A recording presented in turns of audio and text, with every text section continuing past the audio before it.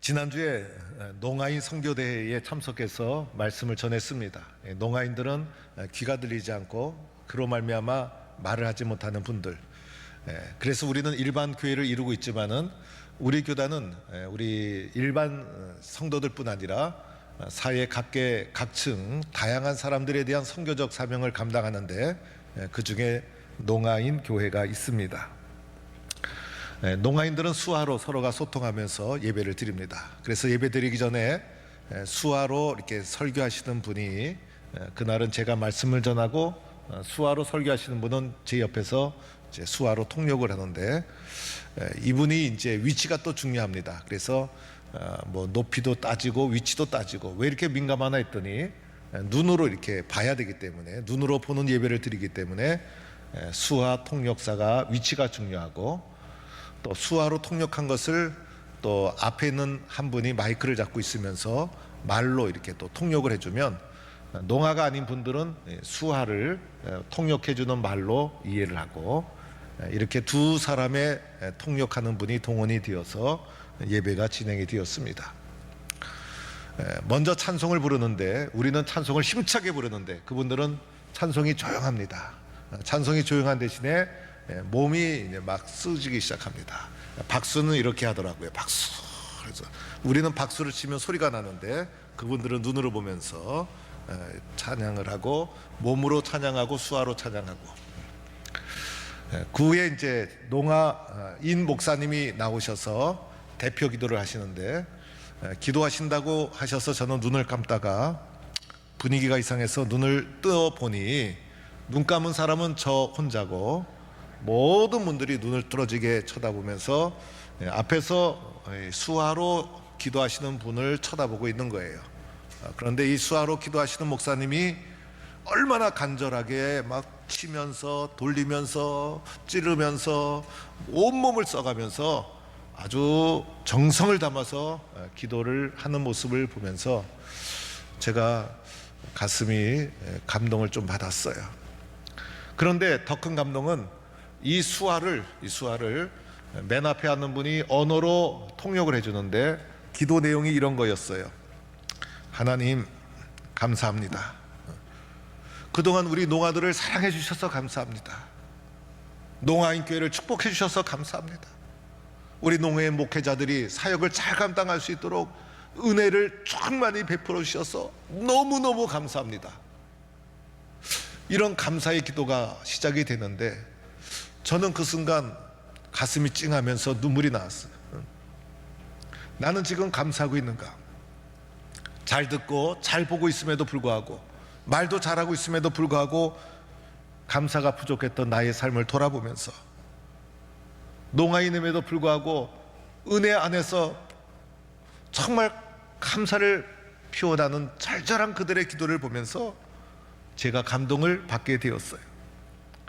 예수 믿는 우리들은 예수님 때문에 다른 사람에게 감동을 주는 삶, 예수님 때문에 다른 사람에게 선한 영향력을 끼치는 삶을 살아야 되는 것이 우리들이에요. 오늘 베드로전서 읽은 말씀에 그런 내용이 담겨 있다라고 할 수가 있어요.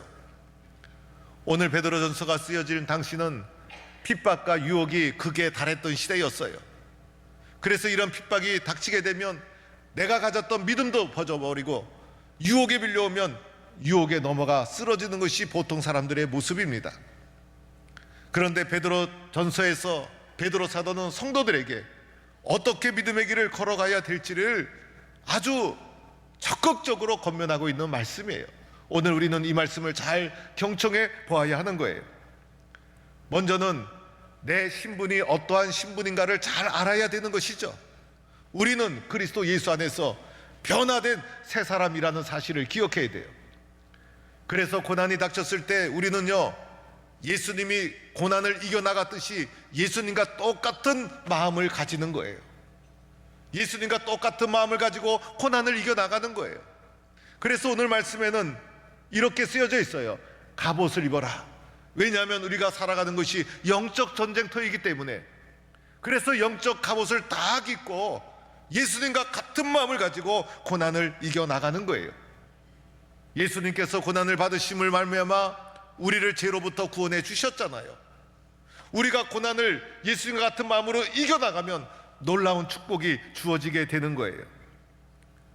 이렇게 영적 갑옷을 입고 예수님과 같은 마음을 가지고 고난을 이겨나가야 되는 이유는, 우리가 육신을 입고 살아가는 이유는 하나님의 뜻을 이루기 위해서이기 때문인 거예요. 나의 욕심을 성취하고 나의 욕망을 성취하기 위해서 살아가는 것이 아니라, 내가 오늘도 육신의 삶을 살아가는 이유는 하나님의 뜻을 이루기 위해서 살아간다. 이렇게 자신의 신앙적 정체성을 분명히 고백하고 하나님의 뜻을 이루기 위해서 살아간다는 것을 우리가 고백하고 다짐할 때 핍박이 오고 시련이 와도 이겨나갈 수가 있다는 거예요. 또한 한 가지 더 기억해야 될 것은, 지금 우리가 살아가는 이때가 어느 때인가를 알아야 되는 거예요. 오늘 말씀 7절에 보니 오늘 이 시대를 마지막이 가까운 때 이렇게 표현하고 있어요. 오늘 우리가 살아가는 것은 정말 마지막이 가까운 때예요. 오늘 세상이 돌아가는 것을 보면 정말 주님 오실 날이 다가왔구나, 정말 주님이 가까이 왔구나라는 것을 고백하지 않을 수가 없어요. 지금은 야구로 치면 9회 말이에요. 축구로 치면 끝나기 후반전 10분 전이에요. 그리고 복싱으로 치면 마지막 라운드예요. 그래서 지금까지 달려왔던 것을 처음 결정짓는 마지막 결정적인 순간이 우리가 살아가고 있는 지금 이때라는 거예요. 이렇게 중요한 때는요, 평상시와는 다른 거예요. 정신을 집중해야 되죠. 최선을 다해야 되죠. 그래서 마지막 때를 어떻게 마지막까지 끝까지 잘 마무리 짓느냐에 따라서 우리의 모든 삶이 결정되는 거예요. 그래서 지금이야말로 정신을 차리고 집중해야 될 때가 바로 이 순간이라는 거예요. 그래서 마지막이 된 이때에 그리스도 예수 안에서 주님과 같은 마음을 가지고 하나님의 뜻을 이루기 위해서 정신을 차리고 우리가 해야 될 것이 있어요. 첫째는 오늘 말씀해 보니 기도하라는 거예요. 마지막 이때에 가까웠으니 우리가 해야 될 것, 기도하라. 그래서 7절 말씀에 너희는 정신을 차리고 근신하여 기도하라. 정신을 차려야 된다는 거예요. 정신을 집중해야 된다는 거예요. 근신하라는 것은 마음을 진솔하게 정직하게 기도하라는 거예요. 그래서 영적 분별력을 가지고 살아가라는 거예요. 기도하면 보이고, 기도하면 고난도 물리치고, 기도하면 유혹도 물리치는 거예요. 기도하면 영적 갑옷을 튼튼히 입게 되는 것이고, 기도하면 내가 누구인지도 알게 되는 것이고, 기도하게 되면 하나님의 뜻에 순종해야 된다는 것도 깨닫게 되는 거예요. 기도하면 하나님의 뜻을 이루는 사람으로 쓰여지게 되는 거예요. 오늘 혼란한 이 시대 똑바로 보고 똑바로 듣고 올바른 판단을 하기 위해서 기도하지 않으면 안 된다는 거예요.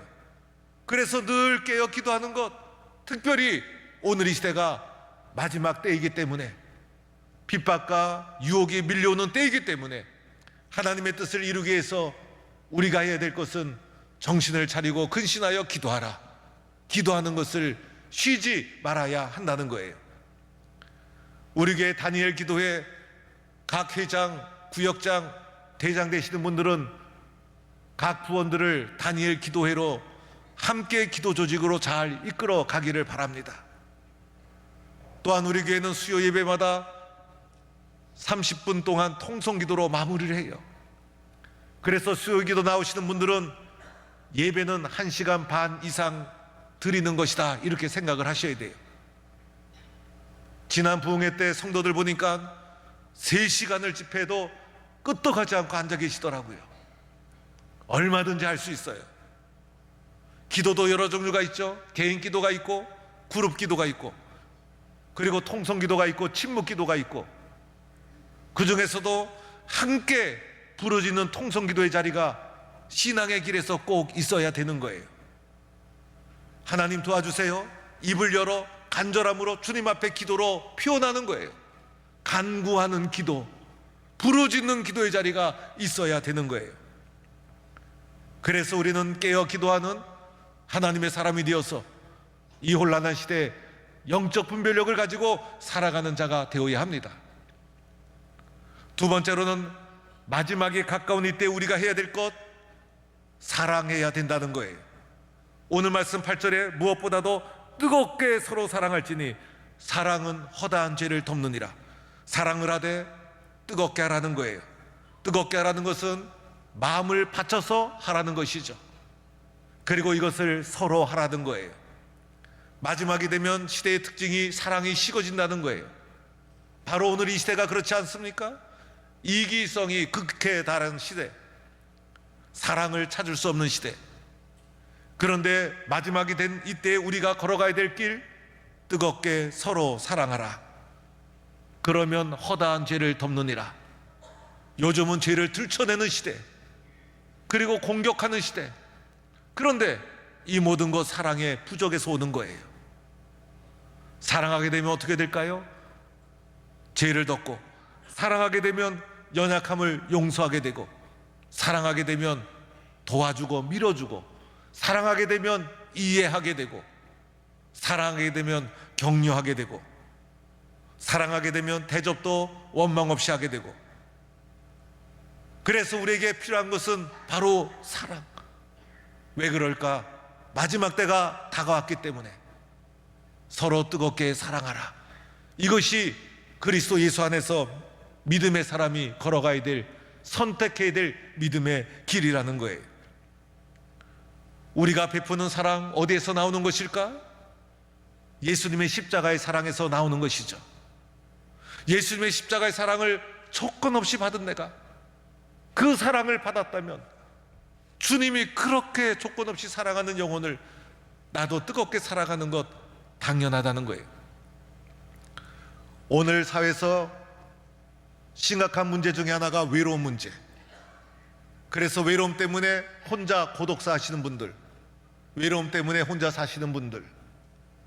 그래서 제가 인터넷에 잠깐 뒤져봤더니 외로움을 이기는 방법 5가지, 이런 글이 있더라고요. 그래서 제가 쭉 살펴봤어요. 그랬더니 외로움을 이기기 위해서 첫 번째, 취미 생활을 해라. 두 번째는 운동을 규칙적으로 하라. 세 번째는 자원봉사를 해라. 네 번째는 새로운 것을 시도하라. 5번째는 자연을 가까이 하라. 제가 쭉 살펴보니 그렇다고 해서 외로움을 이길 수 있는 것도 아니고, 외로움을 이기는 특별한 비결도 아니에요. 이런 것 다 필요 없는 것, 조금은 필요할 수 있어요. 그러나 외로움을 이기기 위해서 포항 동북교회 나오면 다 해결될 줄로 믿습니다. 우리는 뜨거운 사랑의 공동체, 마지막에 다가온 이때에 뜨거운 사랑으로 세상을 변화시키는 하나님의 사람이 될 수 있기를 축원합니다. 마지막에 가까운 이때에 오늘 베드로 사도가 우리에게 권면하는 것, 세 번째는 봉사하라, 섬기라는 것입니다. 각각 은사를 맡은 대로 하나님의 여러 가지를, 은혜를 맡은 선한 청지기 같이 서로 봉사하라. 그래서 봉사는 은사를 받은 대로, 그리고 봉사는 은혜를 전달하는 것. 나의 봉사를 통해서 하나님이 주신 은혜가 전달되는 거예요.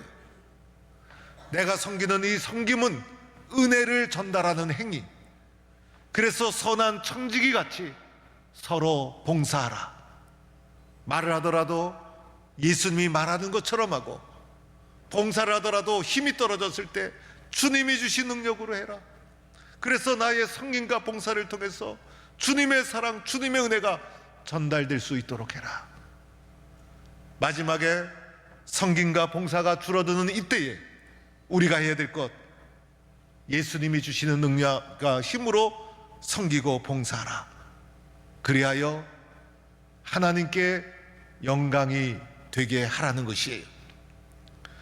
여러분, 우리는 그리스도 예수를 영접하고 변화된 믿음의 사람 아닙니까? 이 믿음의 사람을 이 세상은 유혹하고 핍박하고, 이때일수록 우리는 주님, 내가 육신을 입고 살아가는 것은 하나님의 뜻을 이루기 위해서입니다. 그래서 핍박과 유혹을 이겨서 오늘도 기도하고, 오늘도 사랑하고, 오늘도 봉사하고 섬기는 길을 걸어가는 거예요. 그래서 결국은 나를 통해서 하나님께 영광이 되는 귀한 축복의 삶을 살아가는 거예요. 이 길을 우리가 선택하며 걸어가는 거예요. 이러한 성도가 될 수 있기를 주의 이름으로 간절히 축원합니다. 얼마 전에 한일장신대학교, 전주에 있는 대학교를 방문해서 말씀을 전했어요. 한일장신대학교 강단에 들어가면 요 앞에 큰 걸개 그림이 걸려져 있는데 그분은 이 한일장신대학교의 전신이 되는 이일학교라는 것이 있었어요. 이일학교를 설립해서 이 한일장신대학교가 시작할 수 있도록 설립자인 서서평 선교사의 초상화 사진이 강대상에 걸개 그림으로 크게 걸려져 있습니다. 이 서서평 선교사는 원래 본명은 엘리자베스 세핑이라는 사람입니다. 그런데 한국에 와서 한국식으로 서서평 이름을 이렇게 바꾸어서 활동을 합니다. 이분은 독일에서 태어났어요. 엄마는 여간 종업원이었어요. 그래서 지나가는 남자 손님과 하룻밤 사이에서 원치 않는 임신을 하게 되어 태어난 아이가 서서평. 그래서 엄마는 이 아이가 3살 때 이 아이를 버리고 대서양을 건너 미국으로 갑니다. 엄마로 버림받은 이 서서평은 9살 때까지 할머니 품에서 자라다가 9살 때 할머니가 그만 돌아가시게 됩니다. 9살이 되어서 엄마를 찾아 대서양을 건너 미국으로 가보았더니 엄마는 거기서 새 남자를 만나 가정을 꾸리고 있었어요. 엄마로부터 또 버림받아서 캐톨릭 기숙학교에서 청소년기를 보냅니다.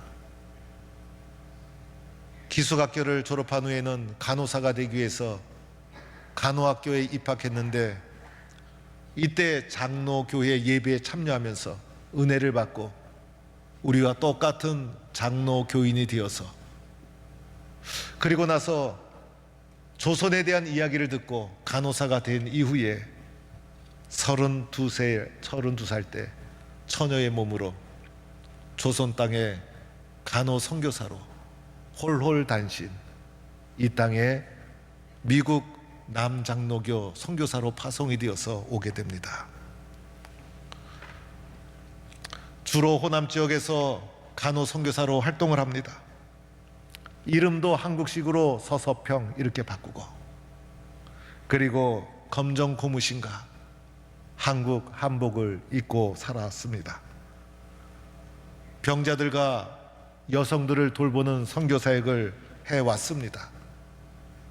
당시에 병원이 있습니까? 뭐가 있습니까? 그래서 병자들이 길가에 그냥 버려진 그런 상황이 우리나라였어요.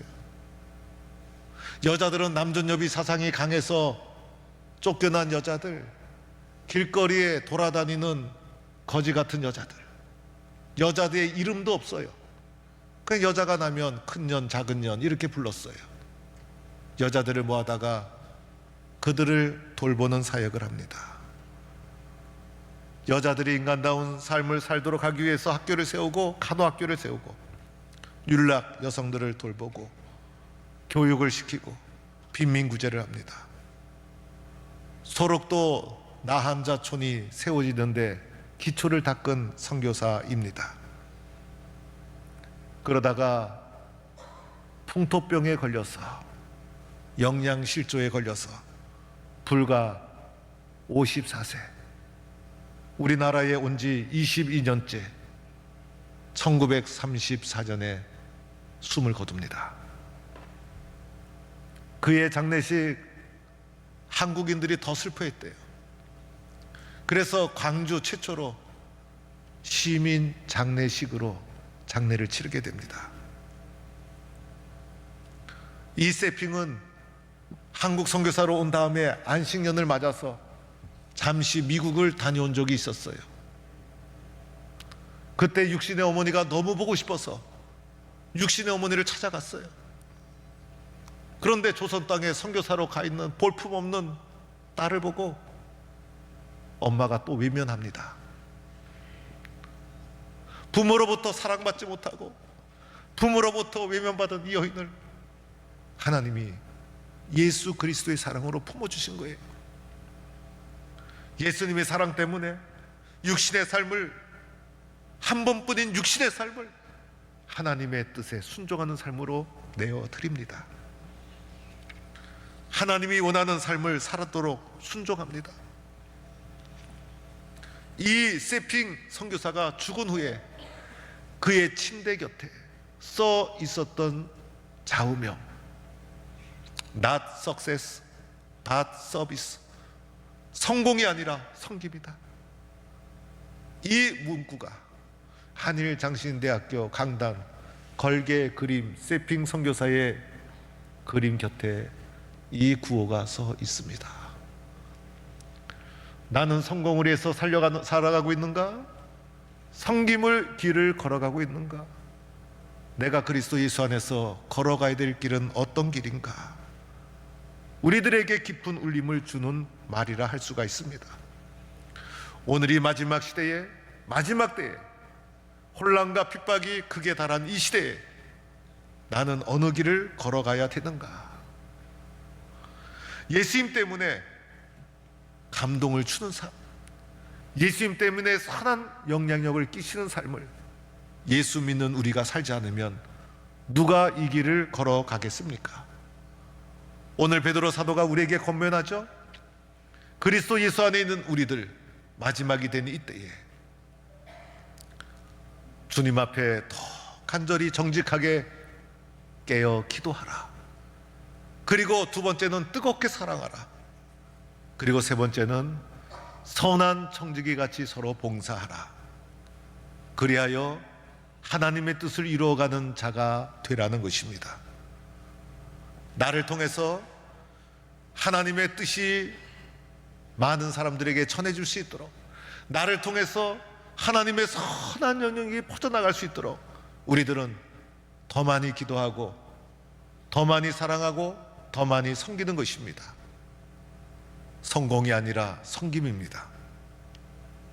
이것이 내가 하나님 안에서 축복받는 길이고 나라를 지키는 길이고 우리 후손들을 지키는 길입니다. 이 나라 이 민족을 지키는 최선의 길, 더 많이 사랑하고 더 많이 기도하고 더 많이 섬기는 것, 이것만이 우리를 지키고 나라를 지키고 후손을 지키는 길입니다. 오늘 이러한 삶을 결단하고 믿음의 길을 걸어가는 동부의 성도가 될 수 있기를 축원합니다.